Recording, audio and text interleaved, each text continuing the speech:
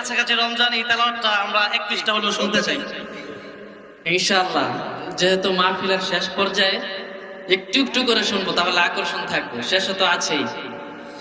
أعوذ بالله من الشيطان الرجيم بسم الله الرحمن الرحيم الحمد لله رب العالمين الرحمن الرحيم مالك يوم الدين إياك نعبد وإياك نستعين اهدنا الصراط المستقيم صراط الذين أنعمت